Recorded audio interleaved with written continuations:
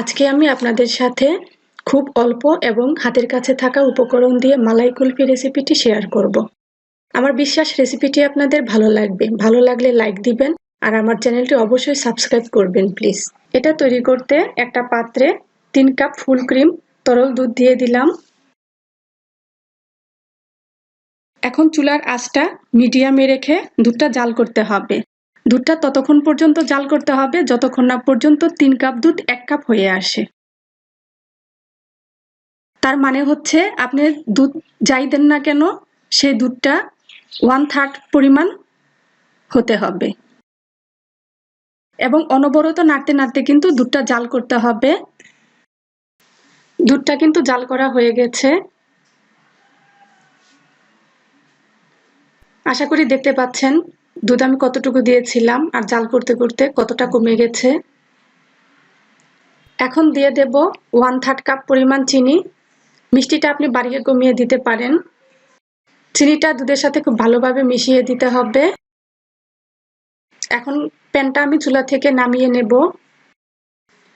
এখন দুধটা গরম থাকা অবস্থায় এর মধ্যে দিয়ে দিলাম 1 চা চামচ পরিমাণ সাদা এলাচের গুঁড়া। আপনারা চাইলে অন্য কোনো ফ্লেভারও ব্যবহার করতে পারেন।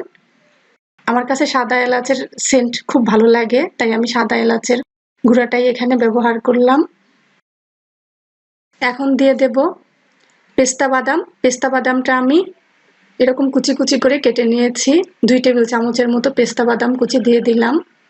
এখন সবগুলো উপকরণ দুধের সাথে একটা স্প্যাচুলা দিয়ে নেড়ে খুব ভালোভাবে মিশিয়ে দিতে হবে। এভাবে নাড়তে নাড়তে দুধটা ঠান্ডা করতে হবে।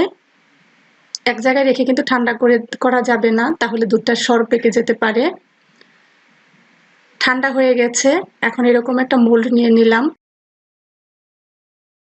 আপনি মোল্ডের পরিবর্তে ছোট গ্লাসও ব্যবহার করতে পারেন যদি হাতের কাছে মোল্ড না থাকে সেক্ষেত্রে। দুধটা দেওয়া হয়ে গেছে। এখন আমি এই মোল্ডটা ফ্রিজের ডিপ চেম্বারে রাখবো 2 ঘন্টার জন্য। 2 ঘন্টা পর ফিরে আসলাম। 2 ঘন্টা পর এইভাবে আইসক্রিমের স্টিকগুলো ঠিক মাঝখানে দিয়ে দিতে হবে। এখন এই মোল্ডটা ফ্রিজের ডিপ চেম্বারে আবার 5 থেকে 6 ঘন্টার জন্য রাখবো, বা পুরোপুরি জমতে যতক্ষণ সময় লাগে ততক্ষণ ফ্রিজের ডিপ চেম্বারে রাখতে হবে।